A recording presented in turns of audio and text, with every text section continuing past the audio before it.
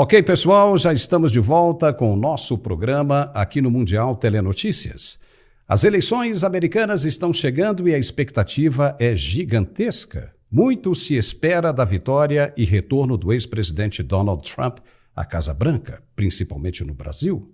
Muitos acreditam, e com razão, que o futuro presidente, se confirmada mesmo a vitória de Trump, vai ajudar a mudar a situação e realidade que o país sul-americano vive hoje, de aproximação exacerbada com o chamado eixo do mal. E para se conseguir isso, só mesmo um governo conservador, de direita, para evitar o crescimento em termos de relacionamentos geopolíticos com países como China, Irã e Rússia. Nessa semana, muito repercutiu a ida de Donald Trump a uma loja do McDonald's, na Pensilvânia, principalmente por causa da brasileira naturalizada americana Nayara Andreschke. Vamos rever o encontro e o que ela disse para o candidato Donald Trump nesse dia. Veja aí. Yes, thank you. Mr. President, please don't let the United States become Brazil, my native Brazil. We'll please, keep it good. Please. We're going to make it better than ever, okay? Thank you. Thank you. Thank you. It's a pleasure, Mr. Compliments President. of Trump. Yes, thank you so much. Thank you over there. Legal demais! E com a gente hoje aqui no programa a própria Nayara, falando diretamente da Pensilvânia, Estados Unidos. Nós fomos atrás dela e conseguimos essa entrevista que também vai contar com o nosso especialista em geopolítica, Gerson Gomes. Nayara, muito obrigado por você ter aceito o nosso convite. Realmente foi muito kind de sua parte. Você está ficando bem famosa no Brasil. Muito famosa mesmo. Nos conta, na verdade agora queremos saber quem é você que saiu do anonimato e agora está ficando bem famosa, né? Como é que você vive nos Estados Unidos, o que você foi fazer aí e o que você faz hoje para sobreviver aí. Seja bem-vinda. Gente, obrigada pelo convite, é um prazer estar aqui com vocês. Bom, eu mudei para os Estados Unidos há 26 anos atrás. Então, já faz um tempinho, eu vim no final da década de 90, eu tive alguns problemas de saúde, os meus pais já moravam aqui há 1 ou 2 anos, então eu vim para passar uma temporada com os meus pais, acabei ficando por um tempo, conheci o meu marido, casamos, hoje eu tenho 2 filhos, eu tenho 2 adolescentes, um menino de 16 anos e uma menina de quase 18, acabou de completar 18. E eu já fiz várias coisas aqui nos Estados Unidos, mas hoje a minha atividade principal eu faço venda de armas de fogo, e sou também instrutora de tiro, então é com isso que eu trabalho. E já tem 7 anos mais ou menos que eu... Olha, tá vendo aí? Tem mais ou menos 7 anos que eu lido com isso. Que legal, que bacana, né? As minhas paixões, armas de fogo e carro.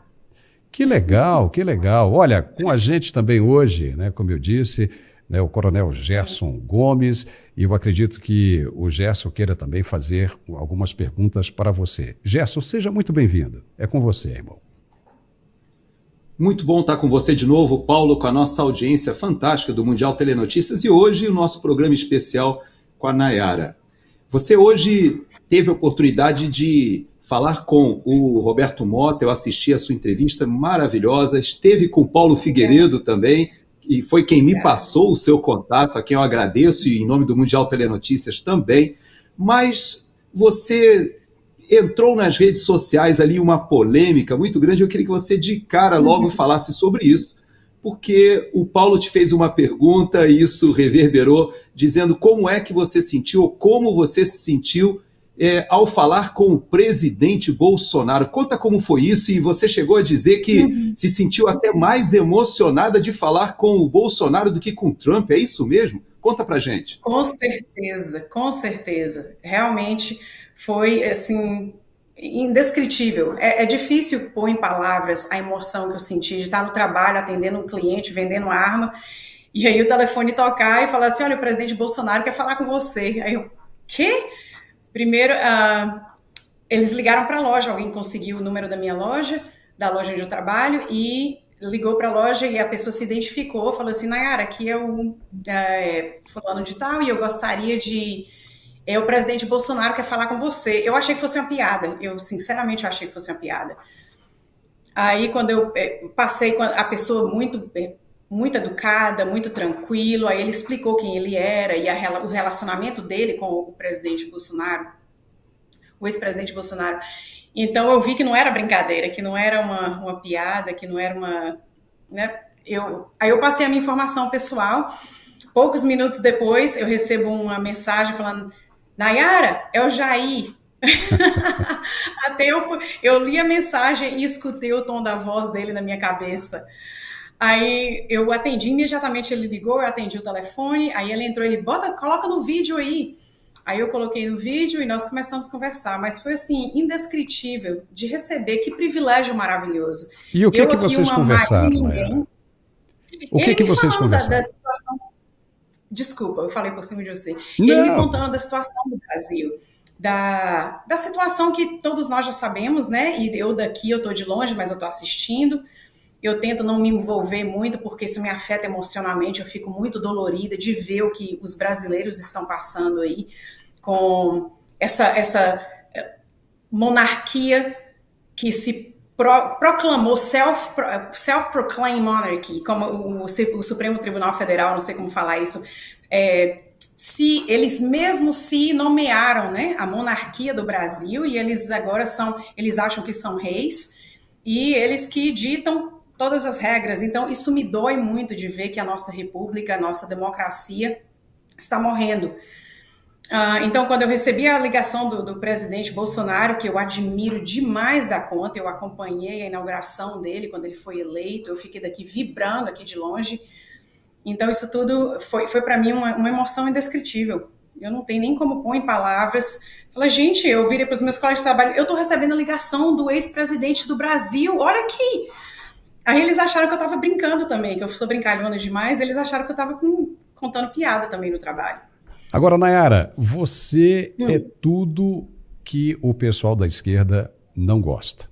Primeiro, você é uma mulher muito bonita, Obrigada. Inteligente, trabalha com armas e dá curso de tiro. Nós vamos falar sobre isso também daqui a pouco ainda nessa entrevista.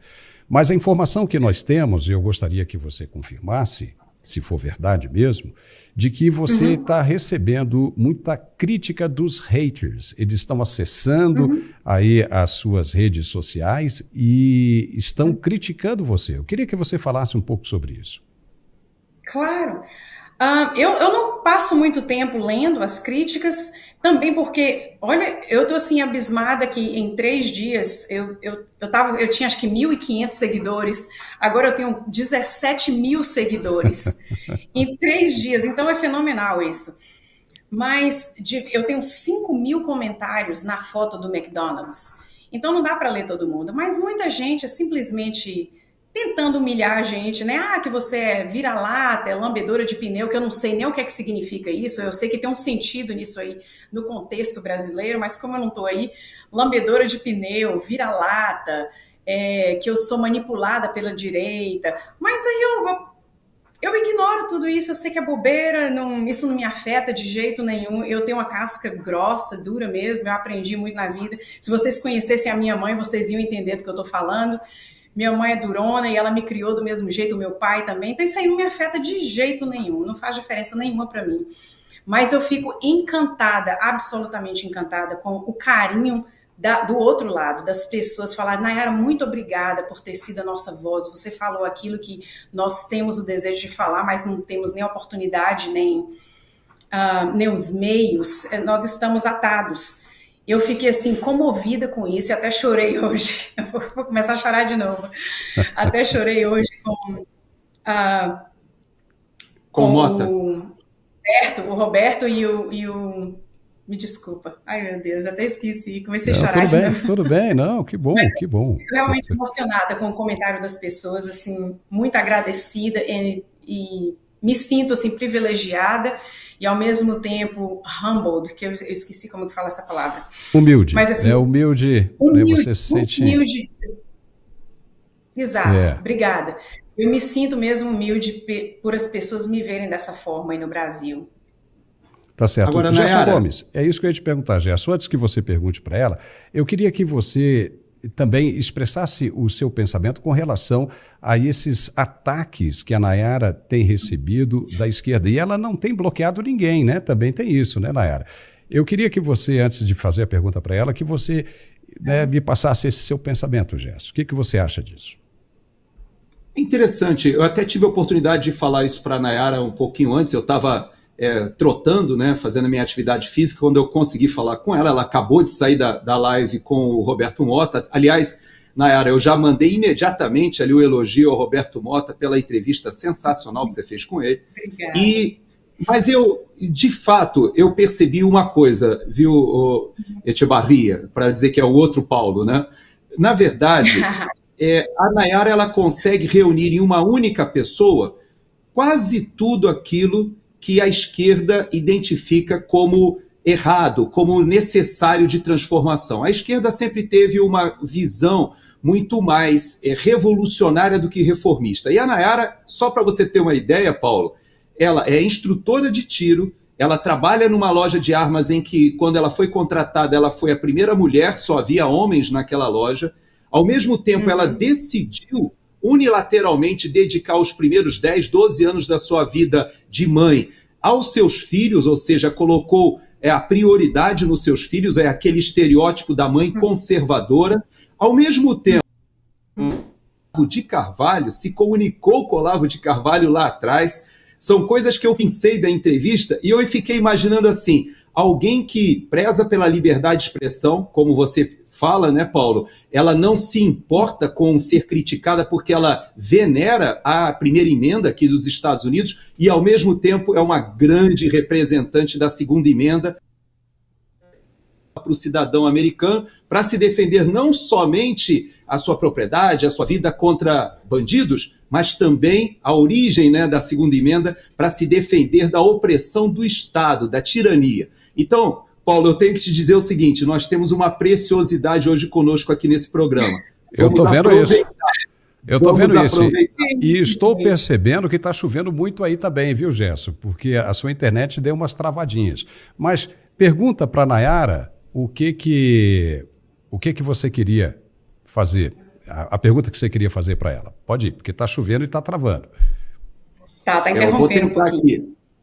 Eu tô de fato aqui, eu tô debaixo de um temporal aqui na Flórida. Mas a pergunta que eu queria fazer para você é o seguinte, Nayara, o seu momento com o Trump. Muita gente faz a acusação de que aquilo foi fake, de que na verdade foi uma armação. E eu queria que você contasse um pouquinho como aconteceu, os momentos antes, você com seus filhos no carro. Inclusive, infelizmente, a imagem que a gente colocou cortou no exato momento em que o Trump ele se debruçou sobre a janela para cumprimentar o seu filho. Me chamou a atenção disso, a deferência que ele teve de ir lá e se esforçar para alcançar a mão do seu filho. Quase. Conta pra gente como foi isso. E só um minutinho, e quase se machucou, né? Você viu o pancadão que ele deu na janela lá? Ele bateu na janela. Para esticar, para cumprimentar. Explica pra gente. Então, né? gente, quando as pessoas falam que foi uma coisa fake, que foi armada, é claro que precisa ter um planejamento, é claro que eles tiveram uma ideia e eles tiveram que colocar essa ideia e planejar a ideia. Mas a parte que eu me envolvi foi a seguinte: eu recebi a ligação, eu tenho uma amiga que faz parte do Comitê Republicano na minha área, ela nos representou na... eu fico esquecendo essa palavra. Ok. Fala Republican inglês. National Convention, na Convenção Nacional Republicana, que foi em Isso. Milwaukee, esse verão passado. Ela nos representou lá, então ela é muito envolvida, ela fez vários contatos, ela conhece muita gente, ela é super para frente, ela é muito sociável, ela é muito simpática. Então, quando a comitiva do Trump... a comitiva do Trump, da organização do evento, contactou ela e falou assim, você conhece alguém que poderia ajudar a gente com esse evento que vai acontecer? Ela falou assim, ela disse que pensou em mim, eu fui a primeira pessoa que veio à cabeça dela, que veio à mente. Então ela me contactou, ela falou assim, Nayara, olha, eles estão planejando alguém, vai ter um evento na área, você gostaria de participar? Eu falei, sim, não importa não, o que é? Ela falou assim, eu não tenho detalhes, eles só me perguntaram se você estaria disponível a participar do evento. Eles vão entrar em contato com você e vão te dar os detalhes. Aí eu falei, tudo bem. Aí, poucos minutos depois, essa pessoa, o Sam, me ligou e falou, Nayara, a Angelina me colocou em contato com você, me deu o seu número e falou que você estaria interessado em participar do evento que nós estamos organizando aqui na área. Eu falei, sim, claro.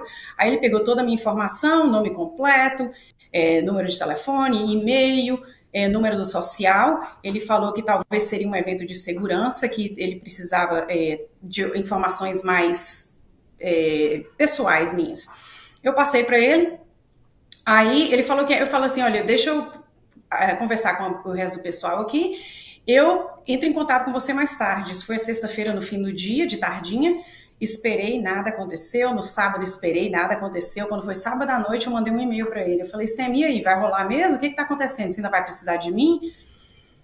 Aí ele falou assim, aí ele não me respondeu, eu fui dormir sem resposta, acordei de manhã ansiosa, peguei o telefone, nada. Eu falei, nossa, será que ele desistiu e eu tô sendo a chata, insistindo em participar de uma coisa que eles não me querem mais? Aí esperei, quando foi umas 9h30 da manhã, eu recebi um e-mail com todas as instruções, bem detalhada, e eles me pedindo, só falando, olha, você vai chegar nesse lugar, vai estar esse aqui tá o endereço, você vai estacionar atrás, num corredorzinho que tem atrás do McDonald's e tal, e aí eu te encontro lá. Quando você estacionar, você me liga e eu vou ao seu encontro. Então foi assim que aconteceu. Mas aí quando eu cheguei lá, que eu vi o movimento crescendo na rua, o número de policiais, eu falei, nossa, isso aqui tá parecendo que é sério mesmo esse negócio. Mas até então eu não tinha certeza se o Trump estaria lá ou não. Eu imaginei, porque eles estão fazendo vários eventos no estado da Pensilvânia, porque o estado da Pensilvânia é um estado crítico para a eleição do Trump. Então tem o Trump, tá vindo aqui sempre, tem o Elon Musk, do X, o que era antigamente Twitter, tem o vice dele que está fazendo muitos eventos, eles estão aqui indo de cidadezinha em cidadezinha, falando em lugares pequenos. Eu falo, então pode ser que seja um deles, pode ser que seja todo mundo, pode ser que não seja ninguém, vamos ver o que dá. Mas eu não tive informação detalhada até no momento em que eu já estava no drive-thru, né? Eles falaram o seguinte, olha, daqui a pouco eles investigaram os carros, né? Pediram para a gente sair do carro, tiveram os cachorros, vieram farejar, eles tiveram uma pessoa que veio verificar com detector de metais e coisas desse tipo. E aí pediu para a gente esperar um pouco lá de fora do carro, depois pediu para a gente voltar para o carro. Aí ficamos um tempão lá esperando, de repente uma pessoa do serviço secreto veio e falou assim, olha, nós vamos pedir para vocês estacionarem e moverem os carros aqui para esse local, porque a comitiva do presidente Trump está vindo. Aí foi quando o meu coração começou a bater mais rápido. Eu falei, nossa, sério, o presidente Trump vai estar aqui? Aí nós estacionamos em outra parte, movemos os carros um pouquinho adiante, e depois eles colocaram a gente na fila do drive-thru. Mas eu não vi que ele estava realmente fazendo parte de tudo aquilo, que ele estaria na janela até quando o carro da frente, na minha frente, eu era o segundo carro para chegar na janela, eu ouvi a conversa e ouvi a voz dele e ele falou alguma coisa com os repórteres que estavam do lado de fora da janela. Então foi quando eu me dei conta realmente que algo estava para acontecer, que eu ia ver o presidente cara a cara. Mas para as pessoas que estão falando que isso foi planejado, que foi... O que, só interrompendo, aquilo que você disse, né, Mr. President, don't let the United States become my native Brazil. Isso foi planejado ou isso veio espontaneamente da sua cabeça?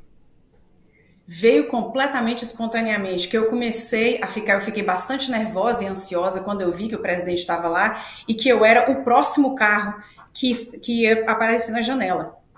De uma forma, eu fiquei meio chateada com o pessoal que organizou o evento, porque eles não me deram nenhuma direção, eu não sabia o que estava acontecendo, eles me deixaram ver navios, né? Eu falei assim, poxa vida, eu me senti despreparada para o encontro, mas depois que eu fui entender que foi tudo intencional, eles fizeram isso de propósito, porque eles queriam ver a reação de surpresa entre o cidadão americano comum e o presidente da República, o ex-presidente da República, e se Deus quiser, o futuro presidente da República.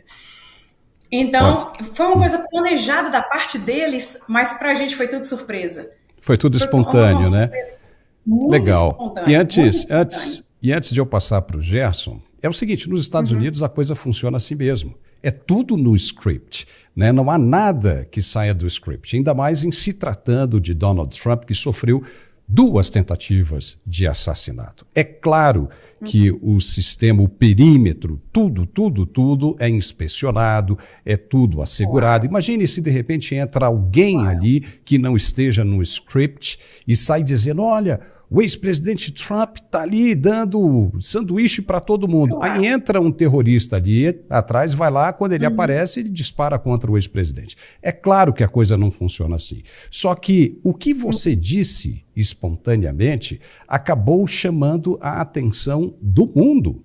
Você está circulando não apenas no Brasil, mas como nos Estados Unidos e na Europa, no globo inteiro. Justamente pela espontaneidade e aquilo que você disse.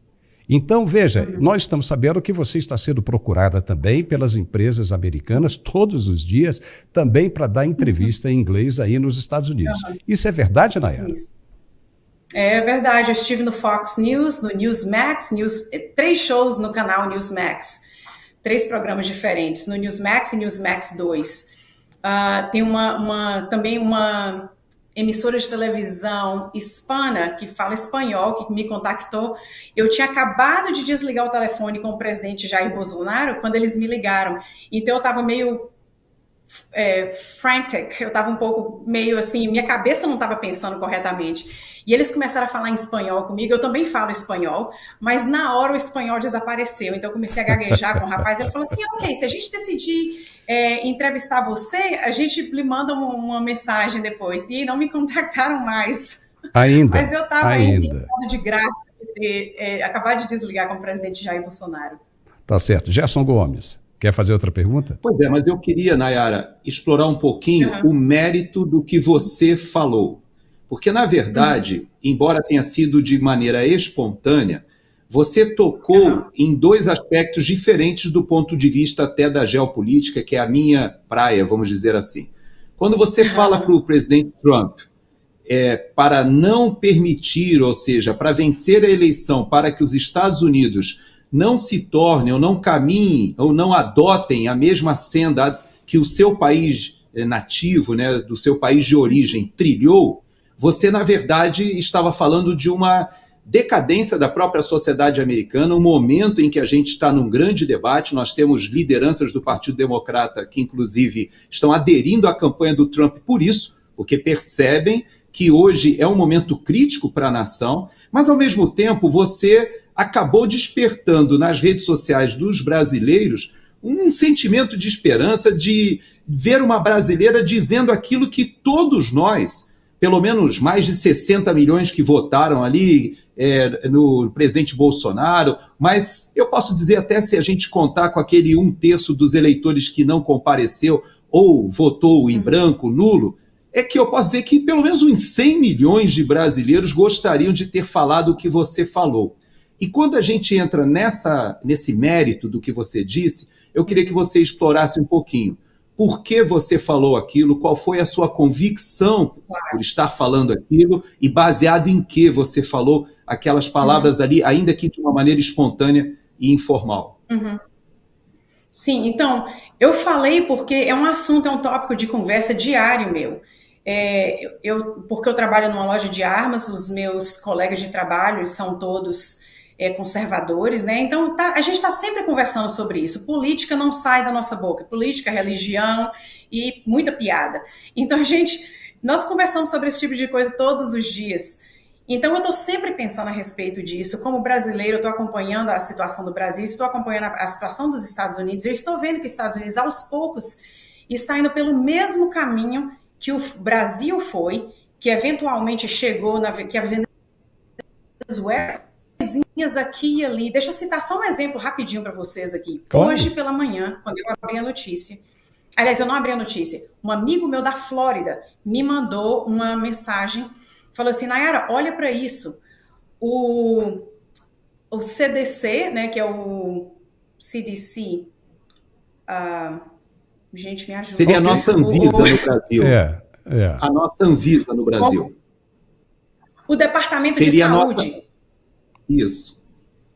É isso mesmo? O Departamento de Saúde americano declarou hoje que os hambúrgueres do McDonald's estão contaminados com cólera. Num segundo, na minha mente veio, isso é sabotagem, porque o McDonald's, sabotagem do negócio, porque o McDonald's, de certa forma, apoiou o Trump nesse evento.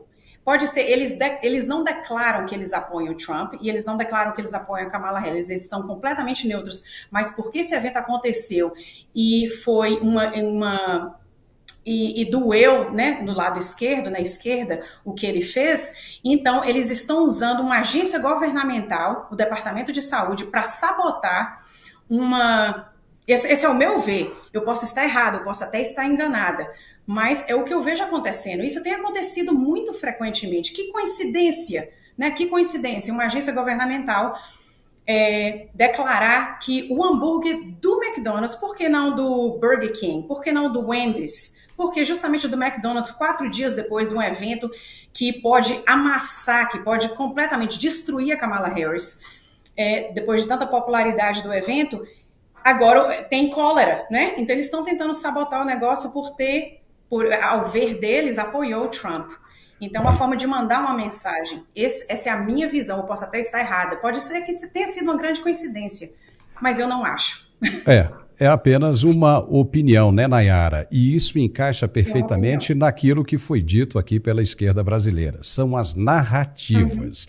Se criam as narrativas para se conseguir destruir os seus inimigos. É uma grande verdade isso, né? Justamente no momento como esse em que nós estamos vendo que a Kamala Harris está despencando nas pesquisas, principalmente quando ela disse para aquele que era possivelmente um seguidor, que o cara disse, né, Jesus is our Lord, Jesus Cristo é o nosso Senhor. Ela disse, opa, você está no comício errado, né, que se retire, entendeu? Então, quer dizer, ela despencou com relação a isso. Agora eu quero chamar a atenção, antes de depois passar para o Gerson também, por um fato muito interessante, né? Você, como disse no início, que é casca grossa, e a gente viu, vou até pedir para a nossa produção colocar a sua imagem novamente ali com a arma na mão, você trabalha com venda de armas. Olha que legal essa foto, muito bacana. E aí, pelo que me parece aí, é um rifle. Que rifle que é esse aí, Nayara?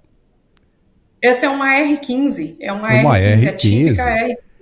Então, e você é especialista nisso, olha aí que legal. E você dá treinamento disso aí. No Brasil, a esquerda diz que o uso de armas, e essa é a segunda emenda, né, americana, né, nós somos americanos, sabemos disso, que diz que justamente o americano precisa disso para se defender, é um direito à defesa do cidadão, e a esquerda brasileira diz que a disseminação do armamento, da arma, a venda, a liberação das armas acaba aumentando a violência. Mas nós vimos que quando o presidente Bolsonaro flexibilizou a venda das armas, o anuário da violência divulgado pelo governo brasileiro, na ocasião, demonstrou que o número de crimes violentos cometidos por armas caiu assustadoramente, justamente no momento onde houve a flexibilização da aquisição de uma arma de fogo. Então, você, como vende, como lida com isso todos os dias e dá treinamento, você acredita, principalmente aí no estado da Pensilvânia, que a venda de armas aumenta a violência no estado? Não, de forma alguma. De forma alguma. Eu acho que as armas realmente, as pessoas temem. Elas temem, o criminoso vai temer o cidadão armado, o cidadão de bem armado. Os números não mentem, né, Paulo? Os números não mentem. Eu acompanhei, saiu aqui nos Estados Unidos, no Wall Street Journal, uma estatística de que o número de crime no Brasil diminuiu 34% antes do Bolsonaro sair. Acho que ele estava no governo por apenas 3 anos, não mais de 3 anos e meio. Caiu 34%. Isso porque ele liberou as armas, então o criminoso, na mente do criminoso, ele fala, se eu entrar naquela casa ali, eu posso ser confrontado com o poder de uma arma, o dono da casa pode estar armado. Então isso aí faz ele pensar 2 vezes, né? Aqui nos Estados Unidos nós temos um dito que fala armed society is a polite society. Uma sociedade armada é uma sociedade educada, civil. Então, um exemplo que eu mencionei antes é, por exemplo, eu amo dirigir rápido, eu sou muito agressiva no trânsito. Eu amo correr, eu dirijo um carro esporte e eu amo velocidade. Então, eu sou bem agressiva e às vezes eu saio da frente porque eu tô vindo, sai da minha frente, você tá dirigindo devagar, abre caminho.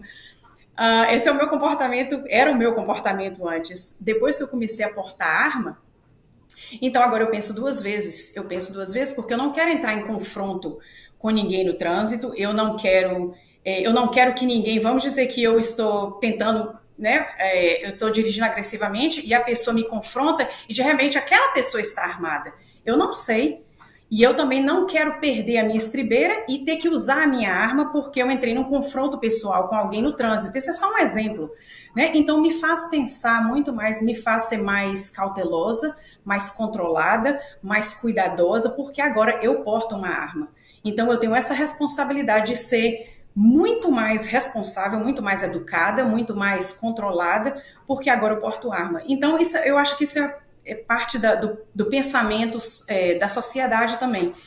Se todos estão portando armas, nós vamos ser mais civis uns com os outros, mais educados, porque Exato. Você nunca sabe o que pode acontecer num argumento, numa discussão. Olha, vou passar para o Gerson agora, mas eu vou te falar uma coisa. Sabe o que me disseram quando eu cheguei nos Estados Unidos? A primeira coisa que me disseram foi o seguinte: Paulo, não arrume confusão no trânsito, porque aqui o armamento é liberado e o cara que você arrumar confusão pode estar armado e você vai se dar mal. Então, sabe o que acontecia? Bateram no meu carro várias vezes e eu saía, meu amigo, como é que você está? Você está machucado? Você está alguma coisa assim? E depois a gente ia tratar de seguro, né? E essas coisas todas. Então, isso funciona. Exato. E no Brasil, o cara que anda armado, o bandido, ele é um covarde. Ele só vai para cima da vítima porque sabe que ele não vai se machucar, que ele está em vantagem. Exato. Porque se ele sabe que ele vai se ferir, ele não vai para cima. É diferente de um soldado que vai para frente de batalha sabendo que pode matar ou morrer.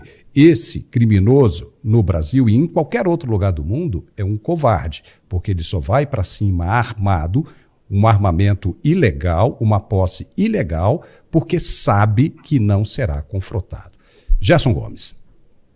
Exatamente. Nayara, uma das questões que eu acho mais relevantes quando a gente tem uma brasileira que, de repente, é alçada à fama em poucos dias, porque conversou com o presidente Trump, é o fato que talvez passe meio desapercebido para a nossa audiência do Brasil, que o Brasil, de fato, ou os brasileiros aqui nos Estados Unidos hoje, representam uma parcela da população muito significativa. Veja que na cidade de Orlando, por exemplo, hoje, nós temos 10% da população de Orlando hoje é integrada por brasileiros. É o maior percentual de todos os Estados Unidos. É claro que em números absolutos nós temos mais brasileiros em vários outros locais. Nós temos Newark, New Jersey, temos em Boston, temos em Massachusetts, temos aqui na Flórida, obviamente, uma quantidade de brasileiros muito grande, mas do ponto de vista de uma cidade, politicamente a comunidade brasileira já começa a fazer barulho e começa a ser relevante. Nós temos agora a Maria Elvira Salazar aqui, representante da Flórida, que foi colega do Paulo Echevarria quando era jornalista. Temos o senador Rick Scott também se conectando à comunidade brasileira. E o que eu queria te perguntar é o seguinte: quando você fala para o presidente Trump, não deixe que os Estados Unidos caminhem na direção do Brasil, você, de certa maneira, está chamando a atenção da opinião pública americana para o fato de que o Brasil hoje ele se afastou daquilo, ou do ambiente democrático, ou das raízes republicanas, que também podem ser o caminho, ou podem ser trilhados pelos Estados Unidos. Queira Deus que a sociedade americana consiga reagir nessas eleições.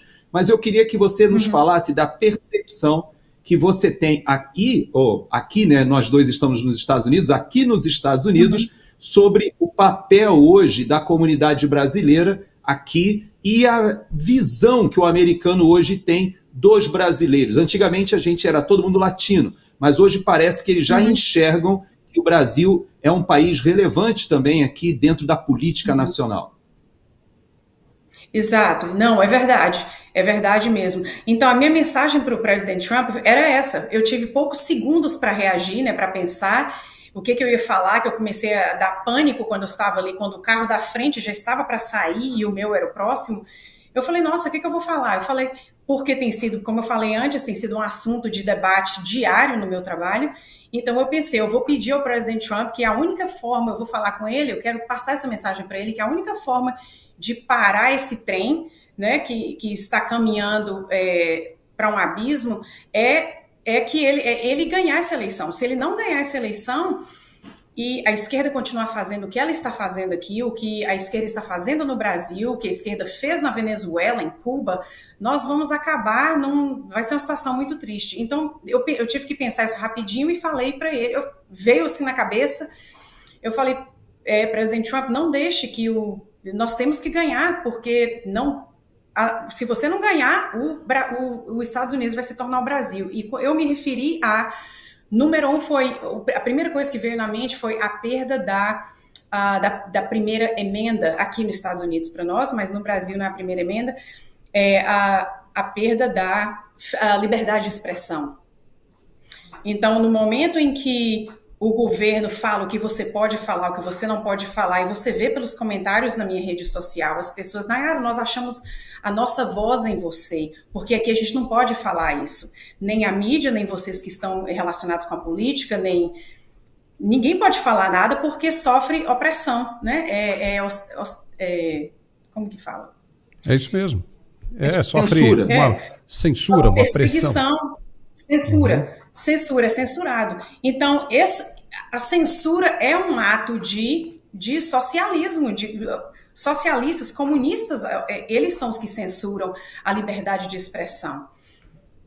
Então, o meu pensamento foi esse, eu não quero que os Estados Unidos realmente, e começou aqui, vocês veem nas mídias sociais, o meu Instagram hoje me mandou uma mensagem falando que há alguma coisa suspeita, né? Tem um movimento suspeito na minha, e falou que vai começar a restringir as minhas postagens. Eu falei, ato suspeito? Eu falei, ato suspeito de quê? Mas então, eles começaram a colocar limites na nossa liberdade de expressão. E como você falou mais cedo, Paulo, eu acredito 100% na liberdade de expressão. Ainda que aquilo não seja o que eu quero ouvir, ainda que sejam palavras venenosas e palavras que vão me doer os sentimentos, você tem o direito de falar. E por essa razão, eu não bloqueei ninguém no meu Instagram. Você quer falar? Fala, fica à vontade. Agora, eu estou fazendo a minha parte de não deixar essas palavras me atingirem. Então, nós precisamos ser emocionalmente, intelectualmente fortes. Precisamos ter a capacidade de ouvir críticas e não deixar aquilo ali destruir a sua vida. Né? Então, eu creio na primeira emenda, eu creio na liberdade de expressão e por essa razão eu não bloqueio, não vou bloquear ninguém na minha página. Deixa eu falar. Quer falar? Fica à vontade. Nayara, olha, chegamos aqui ao final desse nosso bate-papo extraordinário, né? Eu queria te falar uma outra coisa, que você é uma pessoa muito inteligente, muito esclarecida, fala muito bem, deve estar deixando muita gente chateada, irritadíssima com o que você está dizendo, e você se parece com duas pessoas conhecidas, e que uma delas é minha amiga. Uma é a jornalista Kátia Maranhão, que apresentou o Cacete e Planeta durante muito tempo, e a outra é a Alice Braga, a atriz, né, a sobrinha lá da Sônia Braga, né? Você se parece muito com ela. Já te disseram isso? Obrigada, já me disseram isso. A Alice Braga, ela fez uma série que passou aqui nos Estados Unidos, que chama The Queen of the South, e ela é uma contrabandista de droga grande, né? Ela tem ela é o Pablo Escobar, a versão feminina do Pablo Escobar. Então, quando essa série passou aqui nos Estados Unidos, todo mundo, os meus colegas de trabalho às vezes me chamam de Tereza, que é o nome dela no seriado. Muito engraçado isso, mas eu me sinto honrada. Olha, muitíssimo obrigado pelo seu tempo, pelo seu esclarecimento, e esse é o seu momento. Muito obrigado, viu? E esperamos que você tenha muita sorte aí, que todos nós, aquilo que você disse foi inspirador, foi um momento super importante, inclusive para o povo americano, que se despertou pelaquilo que você estava dizendo. Se precisava de alguma coisa para despertar ainda mais, se despertou. O povo está antenado e quer saber o que está acontecendo no Brasil, que os Estados Unidos não podem se transformar no mesmo. Muito legal. Gerson, muito obrigado também pela sua participação. Viu? Obrigado, Nayara. Obrigado a você, gente. Muito obrigada mesmo pelo prazer de me deixar dar ao meu lado a minha versão. Obrigada pelo convite. Foi um prazer. Gerson, muitíssimo obrigado, viu, Gerson? Obrigado a você uma vez mais e muito obrigado pela sua deferência e gentileza, viu, Nayara, de atender o nosso convite de uma forma tão espontânea e pronta. Muito obrigado mesmo. Tchau. Obrigada a você. Muito obrigada. Tchau.